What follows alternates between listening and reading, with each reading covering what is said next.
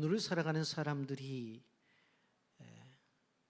염려 가운데 살아가는 것들을 우리는 볼 수가 있습니다. 자녀들은 나이가 드신 부모님을 향해 염려가 있고, 부모님들은 자녀를 향한 염려가 있습니다. 또 사업 때문에 밤잠을 자지 못하고 염려하시는 분들도 계십니다. 국세청 자료에 따르면 자영업 폐업자 수가 2020년부터 2022년까지 80만 명대를 유지하다가 2023년에는 98만 6천 명으로 치솟았고, 이후 경기가 더 나빠지면서 지난해 100만 8천 명을 기록해 사상 처음으로 100만 명을 돌파했다고 이렇게 발표를 했습니다. 특별히 요즘에 보게 되어지면 건강에 대한 염려로 약들을 많이 복용하시며 살고 있는 것을 봅니다. 복용하는 약들을 보게 되어지면 눈 건강 혈관을 위해서 오메가3를 드시고, 노년층의 퇴행성 관절염을 위해서 글루코사민을, 또 장 건강을 위해서 프로바이오틱스를, 그리고 면역력 증진을 위해서 홍삼을, 필수 영양소를 위해서 종합 비타민을 드시는 것을 봅니다. 거기다 기본적으로 고혈압이니 당뇨니 고지혈증 약이니 이런 것을 더해서 먹다가 보면 어느 날 한 주먹 먹는 자신을 바라보면서 밥보다도 더 약을 더 먹는구나, 그런 생각을 가질 때가 있습니다. 이런 우리는 수많은 걱정거리를 가지고 살아가고 있는데, 오늘 성경은 그 걱정거리를 기도의 시간으로 바꾸라고 그렇게 말씀합니다. 빌립보서 4장 6절 7절에 보면 아무것도 염려하지 말고 다만 모든 일에 기도와 간구로 너희 구할 것을 감사함으로 하나님께 아뢰라. 그리하면 모든 지각에 뛰어난 하나님의 평강이 그리스도 예수 안에서 너희 마음과 생각을 지키시리라, 그렇게 말씀합니다. 한마디로 말하면 걱정할 시간이 있으면 기도하라는 것입니다. 염려할 시간이 있으면 기도하라는 것입니다. 오늘 말씀을 통해서 우리에게 있는 염려와 걱정과 근심이 다 사라져버리고 하나님이 놀라운 평안이 임하는 귀한 시간이 되기를 예수님의 이름으로 축복합니다. 먼저는 자연을 통해서 가르쳐 주신 하나님에 대해서 오늘 볼 수가 있습니다. 오늘 누가복음 12장 22절부터 23절에 보면 이렇게 말씀을 합니다. 또 제자들에게 이르시되 그러므로 내가 너희에게 이르노니 너희 목숨을 위하여 무엇을 먹을까 몸을 위하여 무엇을 입을까 염려하지 말라. 목숨이 음식보다 중하고 몸이 의복보다 중하니라. 오늘 본문에 보게 되어지면 염려라고 하는 핵심 단어가 나오는데 22절부터 26절까지 보게 되어지면 세 차례 반복해서 나오는 것을 봅니다. 또 제자들이 이르시되 그러므로 내가 너희에게 이르노니 너희 목숨을 위하여 무엇을 먹을까 몸을 위하여 무엇을 입을까 염려하지 말아라. 너희 중에 누가 염려함으로 그 길을 한 자나 더 할 수 있느냐? 그런즉 가장 작은 일도 하지 못하면서 어찌 다른 일을 염려하느냐? 염려를 계속해서 이야기하고 있어요. 여러분, 우리가 생활하면서 음식과 그리고 우리가 입는 옷과 우리가 사는 집은 인간의 삶에 있어서 필수적인 것을 볼 수가 있습니다. 그래서 그것을 우리는 의식주라고 그렇게 말을 합니다. 여러분, 사실 의식주의 문제는 우리 인간이 살아가면서 가장 기본적으로 우리가 짊어지고 가야 될 몫이라고 하는 것을 보게 됩니다. 그러나 그럼에도 불구하고 지나친 염려와 지나친 걱정을 하지 말라고 그렇게 말씀하고 있는 것입니다. 여러분, 인간은 노력하고 애쓰고 땀 흘리며 살게 되도록 그렇게 만들어졌습니다. 창세기 3장 17절 19절 보면 아담에게 이르시되 내가 내 아내의 말을 듣고 내가 내게 먹지 말라고 한 나무의 열매를 먹었은즉 땅은 너로 말미암아 저주를 받고 너는 내 평생에 수고하여야 그 수산을 먹으리라. 땅이 내게 가시덤물과 엉겅퀴를 낼 것이라. 내가 먹을 것은 밭의 채소인즉 내가 흙으로 돌아갈 때까지 얼굴에 땀을 흘려야 먹을 것을 먹으리니 내가 그것에서 취함을 입었음이라. 너는 흙이니 흙으로 돌아갈 것이니라 하시니라. 인간 세상에 죄가 들어온 다음에 그 다음부터 인간이 먹고 살기 위해서는 땀을 흘려야 된다고 분명히 말씀을 했어요. 분명코 그래야지만 너희의 의식주 문제가 해결된다고 성경은 분명히 말씀하고 있어요. 그런데 사람들의 삶 속에서 어떤 일이 벌어집니까? 전도서 4장 4절부터 6절까지 보면 내가 또 본즉 사람이 그 모든 수고와 모든 재주로 말미암아 이웃에게 시기를 받으니 이것도 헛되어 바람을 잡는 것이로다. 우매자는 팔짱을 끼고 있으면서 자기의 몸만 축내는도다. 두 손에 가득하고 수고하며 바람을 잡는 것보다 한 손에만 가득하고 평온함이 더 나으니라. 사람들이 수고하고 애써서 모든 것을 얻게 되어지죠. 그런데 사람들이 양손에 움켜쥐고 살려고 노력을 해요. 그런데 성경은 양손에 움켜쥐고 사는 것보다도 그냥 한 손에 움켜쥐고 한 손 펼치고 평안하게 사는 게 더 낫다, 그렇게 말씀하고 있어요. 왜 그러냐? 전도서 6장 7절에 보면 사람의 수고는 다 자기의 입을 위함이나 그 식욕을 채울 수 없느니라.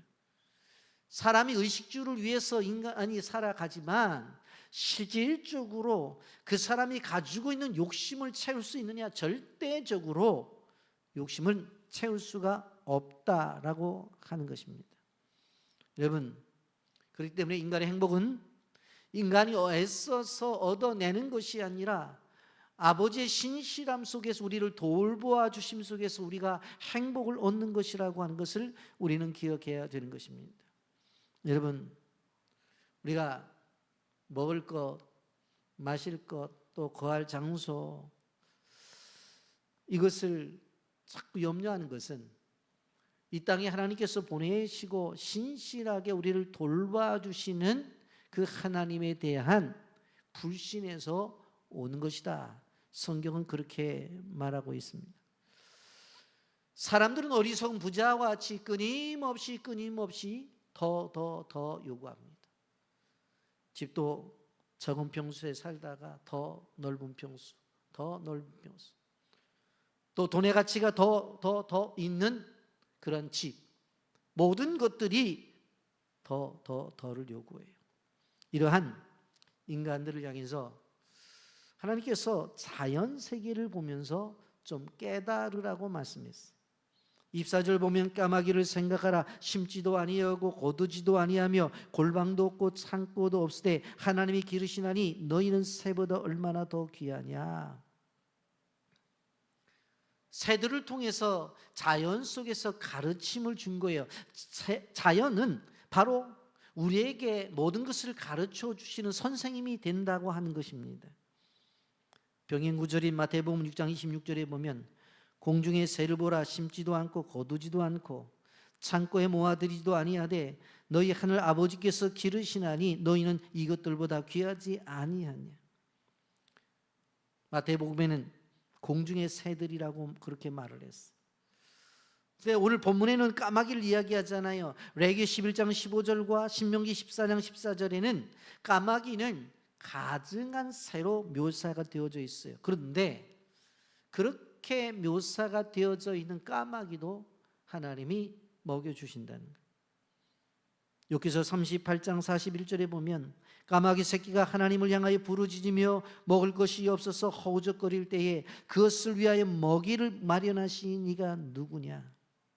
시편 147편 9절에 보면 들짐승과 우는 까마귀 새끼에게도 먹을 것을 주시는도다 그랬어요.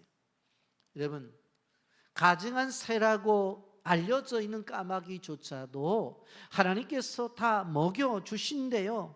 길러주신대요. 언제 까마귀가 심은 적이 있어요? 언제 까마귀가 그것을 탈곡해서 창고에 거둔 적이 있느냐고요. 그럼에도 불구하고 하나님께서 때를 따라서 다 먹여주셨다고 하는 것을 바라볼 수가 있습니다. 그래서 까마귀를 생각해 보래요. 여러분, 너희는 새보다 얼마나 귀하냐고 반문하십니다. 까마귀를 돌보고 있는데 너희를 돌보지 아니할 것이 아니라고 하는 말씀입니다. 그리고 또 한 가지, 염려함으로 키를 한 자나 더 할 수 있느냐고 물으셔요. 25절 26절, 또 너희 중에 누가 염려함으로 그 키를 한 자나 더 할 수 있느냐? 그런즉 가장 작은 일도 하지 못하면서 어찌 다른 일을 염려하느냐? 그렇게 말씀하고 있습니다. 그러면서 또 백합화로 예를 들어서 말씀하세요. 백합화는 실도 준비해서 그리고 짜지도 않았어요. 근데 솔로몬의 영광으로 입은 옷보다 더 아름답다고 성경은 말씀하고 있어요. 그러면서 오늘 있다가 내일 아궁이에 던지는 풀도 하나님이 이렇게 입혀주시는데 하물며 너희일까 보냐. 27절과 28절에 보면 이렇게 말씀합니다. 백합화를 생각하여 보라. 실도 만들지 않고 짜지도 아니하느니라. 그러나 내가 너에게 말하노니 솔로몬의 모든 영광으로도 입은 것이 이 꽃 하나만큼 훌륭하지 못하였느니라. 오늘 있다가 내일 아궁이에 던져지는 들풀도 하나님이 이렇게 입히시거든 하물며 너희일까 보냐. 믿음이 작은 자들아. 그렇게 말씀하고 있습니다. 하나님의 섭리는 이제 불에 태워질 그러한 들풀까지도 하나님이 돌보신다. 그러면서 왜 너희가 믿음이 적으냐고 우리에게 묻고 계십니다. 여러분 본문 29절부터 32절을 한번 보세요. 너희는 무엇을 먹을까 무엇을 마실까 구하지 말며 근심하지 말라. 이 모든 것은 세상 백성이 구하는 것이라. 너희 아버지께서는 이런 것이 너희에게 있어야 할 것을 아시느니라. 다만 너희는 먼저 그의 나라와 그의 의를 구하라. 이런 것에서 너희에게 더하시리라. 적은 무리여 무서워 말라. 너희 아버지께서 그 나라를 너희에게 주시기를 기뻐하느니라. 무엇을 먹을까 무엇을 마실까를 구하는 것은 세상 사람들이 구하는 것이라고 이렇게 말씀하고 있습니다. 여러분 자연을 통해서 우리 주님이 말씀하셨어요. 그러면 한 걸음 더 나가서 염려하지 말라고 말씀했는데, 그러면 이 염려에서 자유를 얻으려면 어떻게 해야 되느냐 하는 부분입니다. 염려하지 않으려면 어떻게 해야 되느냐, 좀 더 세밀하게 말씀을 좀 접근해 가려고 합니다. 첫째, 목적과 수단을 구별하라고 하는 것입니다. 여러분 무엇보다도 염려에서 자유로우면 삶의 목적과 수단을 혼동하지 말아야 된다는 것입니다. 한마디로 말하면 목적을 위해서 살아야 하지 수단을 목적화해서는 안 된다고 하는 것입니다. 예수님 분명히 말씀하셨어요. 너희들이 정말 생각해 봐야 될 것은 목적과 수단을 혼동하지 말아야 된다고 합니다. 무슨 뜻이에요? 목숨이라고 하는 것과 몸이라고 하는 것은 목적이에요. 그런데 음식과 옷은 수단일 뿐이에요. 여러분 왜 음식을 먹습니까? 건강하기 위해서 음식을 먹잖아요. 목숨을 위해서 먹잖아요. 그러니까 목적은 목숨이고 음식을 먹는 건 수단이라고요. 왜 옷을 입습니까? 몸을 위해서 옷을 입는 거예요. 몸은 목적이고 옷은 수단이라고요. 분명 우리가 알아야 될 것은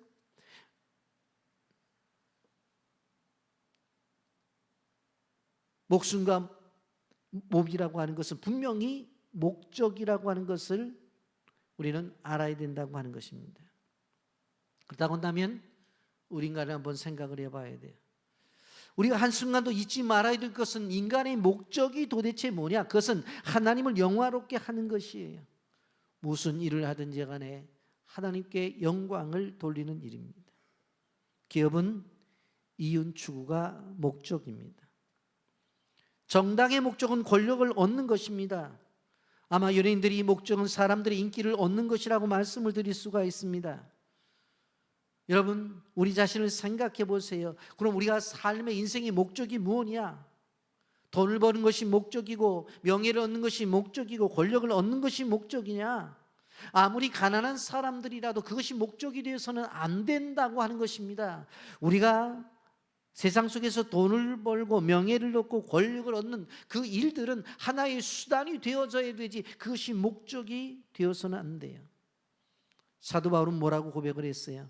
우리가 살아도 주를 위해 살고 죽어도 주를 위해 죽는다고 말씀했습니다. 로마서 14장 7, 8절 말씀에 보면 우리 중에 누구든지 자기를 위해 사는 자가 없고 자기를 위하여 죽는 자도 없도다. 우리가 살아도 주를 위해 살고 죽어도 주를 위하여 죽나니 그러므로 사나 죽으나 우리가 주의 것이로다. 여러분, 고린도전서 10장 31절, 그런즉 너희가 먹든지 마시든지 무엇을 하든지 다 하나님의 영광을 위해서 하라고 말씀하고 있습니다. 여러분, 염려에서 자유로워지려면 무엇보다도 인생의 목적이 무엇인지를 알아야 된다는 것입니다.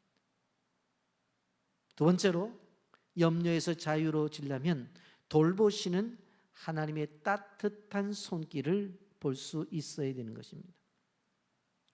오늘 본문에서는 까마귀를 이야기하고 백합화를 이야기하죠. 여러분, 물론 우리나라에서도 이 까마귀를 좋게 생각하진 않죠. 흉조로 그렇게 알려져 있습니다만은 성경을 보게 되어지면 지친 엘리야 선지자에게 빵과 고기를 가져다 준 새가 뭐예요? 까마귀였어요.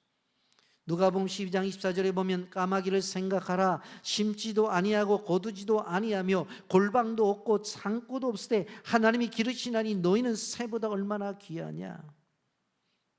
여러분, 새보다 우리가 귀한 존재다, 그것을 말씀해요. 그런데 새를 보라는 거예요. 뭐 새가 언제 심었어? 탈곡을 했다는 이야기를 들었어? 창고에 모아들였어? 그런 거 없잖아. 그런데도 잘 먹고 잘 살잖아. 여러분들도 지나가다 보시면은 요즘 길에 비둘기가 너무 먹어갖고 아주 날지를 못하고 뒤뚱뒤뚱 되는 걸 볼 수가 있어요. 공원 앞에 뭐라고 써붙여요? 새들에게 먹이를 주지 말라고. 자기 절제가 안 되는 것 같아요. 주는 대로 다 먹는 것 같아요. 그리고 날지도 못해가지고 아주 뚱뚱해가지고 뒤뚱뒤뚱거리고 가요. 여러분, 그런 새도 다 먹고 산다는 거예요. 그러면서 백합화를 이야기하죠. 누가복음 12장 27절 28절, 백합화를 생각하여 보라. 실도 만들지 않고 짜지도 아니하느니라. 그러나 내가 너에게 말하노니 솔로몬의 모든 영광으로도 입은 것이 이 꽃 하나만 훌륭하지 못하였느니라. 오늘 있다가 내일 아궁이에 던져지는 들풀도 하나님이 이렇게 입히시거든 하물며 너희일까 보냐. 믿음이 작은 자더라.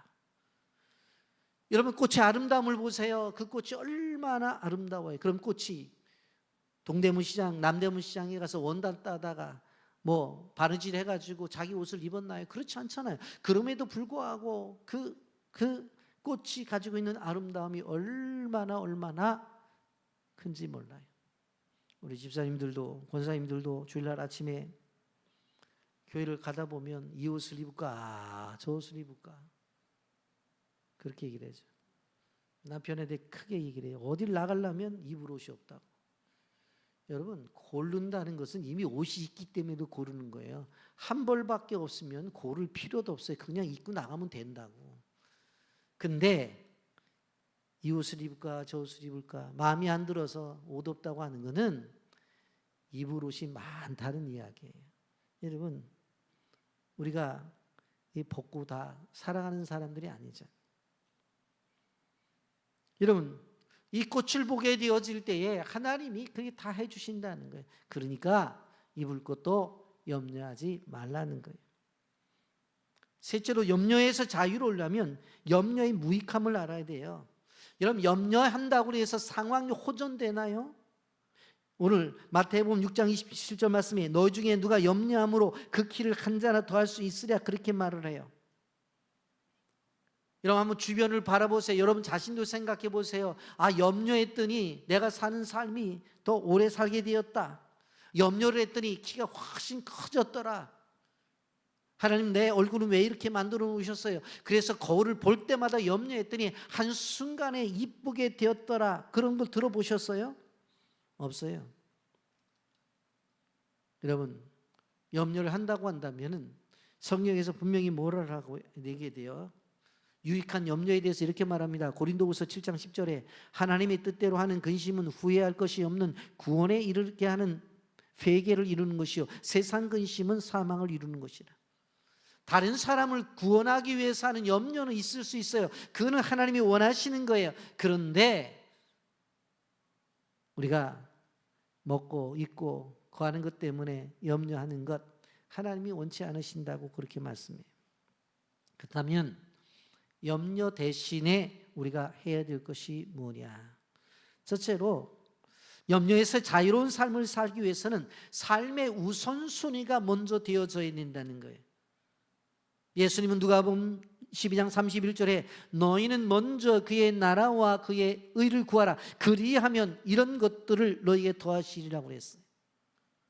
마태복음 16장, 마태복음 6장 33절에 보면 더 정확하게 표현하죠. 너희는 먼저 그의 나라와 그의 의를 구하라. 그리하면 이 모든 것을 너희에게 더하시리라고 마태복음 6장 33절에서 말씀하고 있어요. 무슨 이야기입니까? 염려하지 않는 삶을 살기 위해서는 우선순위를 바로 잡으라는 거예요. 우선순위를 바로 정하라고 하는 거예요. 그때에 하나님의 공급하심이 있다고 하는 것입니다. 여러분, 그런데 많은 사람들이 삶의 우선순위가 바뀌어지는 것을 바라볼 수가 있어요. 여러분, 한번 제가 여러분들에게 질문을 할게요. 나가야 되는데 너무 바빠요. 근데 양발을 신고 신발을 신어야 되는데 양발을 먼저 신고 신발을 신어야지, 신발을 먼저 신고 바쁘다고 해서 양발을 나중에 신을 수 있는 방법이 있나요? 이거 없는 거예요. 아무리 바빠도 양발 신고 나서 신발을 신는 거예요. 양발보다 신발이 먼저 보인다고 그래서 먼저 눈에 보이는 거 먼저 신자. 그러고 신을 신고 나서 양발을 신겠다고 해요? 불가능하다고 하는 것입니다. 여러분, 우리는 기억해야 되는 것이 우리가 하나님 중심으로 살아가는 사람들은 아무리 급하다고 해도 순서를 바꿀 수는 없다고 하는 것입니다. 순서를 바꿀 수가 없어요. 그러니까 그런 분들이 계셔요. 뭐 11조 일이든 또 성교 일이든 일을 하게 되어질 때 형편이 안 돼서 11조도 못 낸다. 죄송해요. 순서가 바뀐 거죠. 그렇지 않아요? 뭐가 우선되어져야 되는? 순서가 바뀐 거죠. 제가 그런 질문을 하고 싶어요. 그러면 아침에 굶었냐고? 그건 아닐 거예요. 순서가 바뀐 거예요. 여러분, 우리가 알아야 될 것은 무엇인가 하면 아무리 급하다고 해서 일의 순서를 바꿔서는 절대적으로 안 됩니다. 우리가 하나님을 위해서 일하면 하나님은 우리를 위해서 일한다는 사실을 분명히 알아야 돼요. 다 같이 한번 읽어보겠습니다. 시작. 우리가 하나님을 위해서 일하면 하나님은 우리를 위해서 일하십니다. 그때 아멘 하셔야 돼요. 아멘. 다시 한번 크게 읽고 아멘 하겠습니다. 우리가 하나님을 위해서 일하면 하나님은 우리를 위해서 일하십니다. 아멘. 둘째로 생각할 것은 염려에서 자유로운 삶을 살기 위해서는 저축이 필요해요. 세상의 은행이 아닌 하늘의 은행에 저축을 해야 된다고 하는 것입니다. 성경은 낡아지지 아니하는 배낭을 만들려고 그렇게 말을 해요. 한마디로 하늘에 저축을 하라는 것은 내가 가진 소유를 가지고 나누고 베푸는 삶을 살라고 하는 거예요. 그런데 이렇게 사는 사람이 많으냐? 많지 않대요. 그래서 오늘 32절에 적은 무리요라고 그렇게 말을 합니다. 여러분, 누가복음 12장 33절 말씀을 다 같이 읽어보겠습니다. 시작. 너의 소유를 팔아 구제하여 낡아지지 아니하는 배낭을 만들라. 곧 하늘에 둔 바 다함이 없는 보물이니 거기는 도둑과 가까이 하는 일이 없고 좀도 먹는 일이 없느니라. 아멘. 여기에 뭐라고 말했어요? 낡아지지 아니하는 배낭을 만들라는 거예요. 은행에 잔고가 있을 때는 걱정 없이 살아가죠. 저도 가끔 식당에 가서 카드를 내놓을 때에 그 옆에서 어떤 분이 카드를 내놨는데 아이고 잔고가 부족하네요. 그러면 급하게 다른 카드를 주는 것을 봤어요. 얼마나 부끄럽겠어요. 여러분, 우리가 기억해야 될 것은 무엇인가 하면 은행에 잔고가 있는 사람들은 그 카드를 갖고 자유롭게 쓸 수 있다고요. 그런데 그렇지 않은 사람들은 불안하잖아요. 여러분, 그런데 우리가 하늘에 쌓아놨어. 그러면 우리의 생활에 불안할 필요가 없다고 하는 거예요. 우리가 잘 알아야 되는 것은 하나님의 계산은 사람의 계산과 다르다는 걸 알아야 돼요. 사람에게서는 내 것을 남에게 주어지게 되어지면 결국 내 것이 그만큼 줄어드는 것이 세상의 계산법이에요. 내 것을 남에게 베풀면 결국은 나에게 없어졌잖아요. 그만큼. 그러면 그만큼 내 호주머니가 비는 것이 세상의 계산법이에요. 그런데 하나님의 계산법은 그렇지 않아요. 그렇지 않아요. 하나님의 계산법은 심는 것으로 말씀하세요. 씨앗은 내가 먹으면 없어지지만 심으면 많은 열매를 맺을 수가 있는 것입니다. 제가 어렸을 때 외갓집에서 자랐는데 하루는 벽을 보니까 옥수수 2개가 탁 있는데 그날따라 얼마나 옥수수가 먹고 싶은지 그래가지고는 갔다가 할아버지가 베고 주무시는 조그만 나무 베개를 놓고 또 놓고 해서 그것을 끄집어내 갖고 화로에다 구워 먹었는데 딱딱하고 맛도 없더라고. 괜히 내가 이 짓 했다 그랬는데 조금 있다가 할머니가 들어오시더니 봄에 심을 옥수수를 어떻게 하려고 네가 다 먹었냐고 하면서 저희 외할머니가 저한테 함부로 안 하는데 그날 뒤지게 맞았어요. 예? 뒤지게 맞았어요. 물론 나중에 보니까 옆집에서 씨앗 빌려다가 옥수수 농사를 지었습니다마는 씨앗은 내가 먹으면 없어지지만 그것을 심으면 열매를 맺는. 우리가 하나님과의 관계 속에서 이것을 잘 알아야 돼요.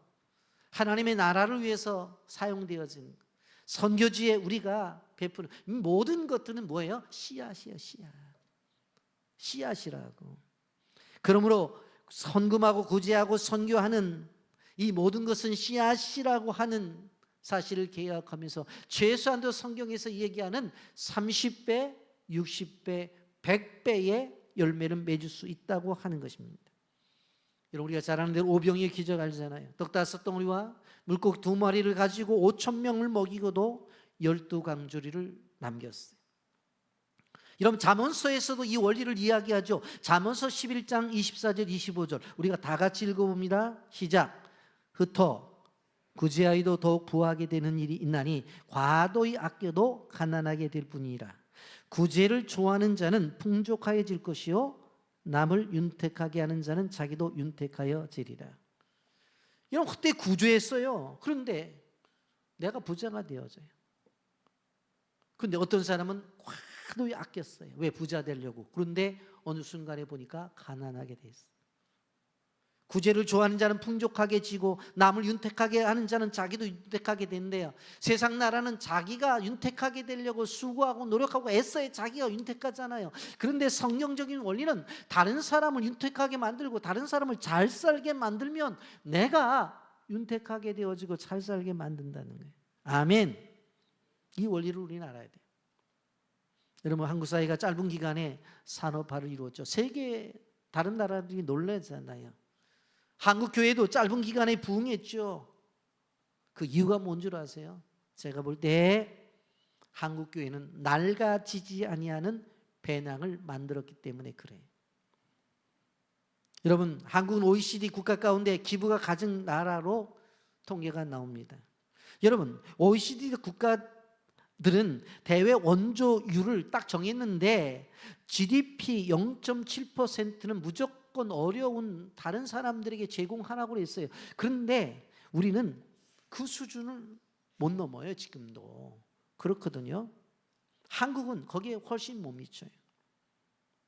단지 우리도 좀 하니까 도움을 받는 나라에서 이제 도움을 주는 나라가 되었다, 그것만 얘기를 해요. 그런데 국가적인 이 사회적인 통계에는 나오지 않지만 실질적으로 우리는 성도고 교회이기 때문에 말할 수 있는 것이 무엇입니까?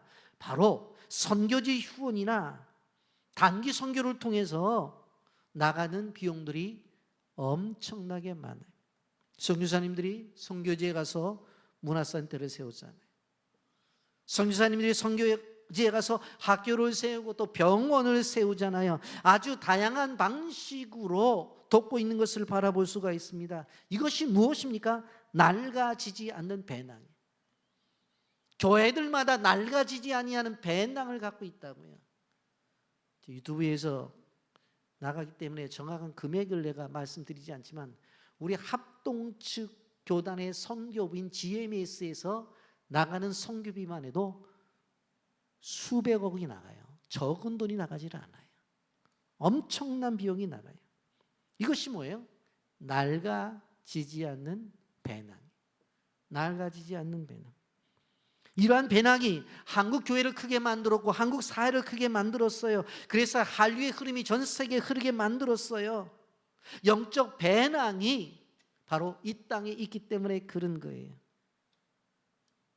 여러분, 그래서 하나님은 선교하는 나라를 굳건히 세워주시잖아요.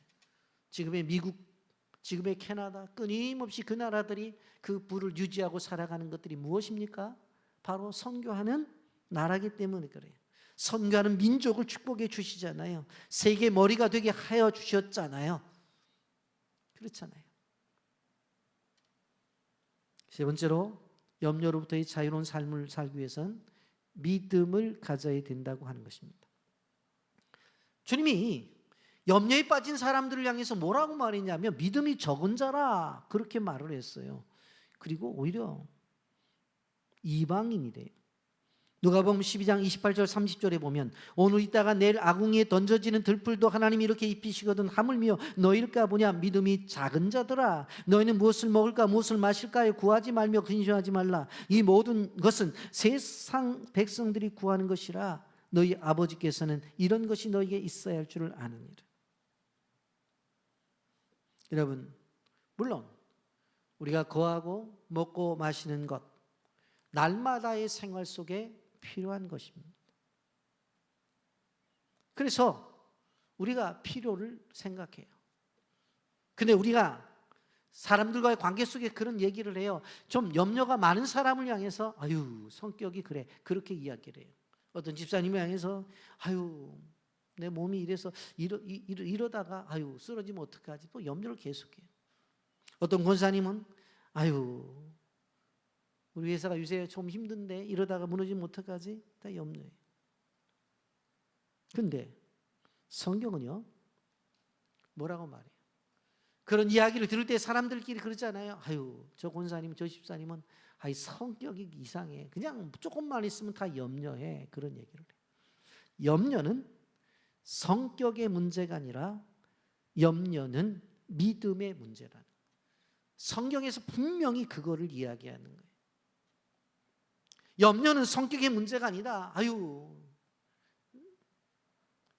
그렇게 염려를 하게 될 때 저 집사님은 저 권사님은 너무 성격이 세밀해서 예민해서 늘 염려하고 살아. 염려는 성격의 문제가 아니라 믿음의 문제라고 하는 것입니다. 우린 예수를 믿는 사람들이기 때문에 하나님의 공급해 주심을 하나님의 돌보심을 믿는 거예요. 그래서 자연 속에서 새를 이야기하고 백합화를 이야기하면서 말씀을 해 주셨잖아요.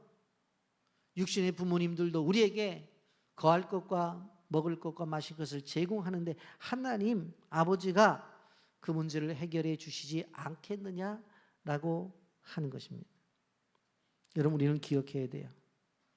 여러분 군대에 우리 청년들이 들어가게 되면 의식주 문제는 국가가 책임지는 거예요.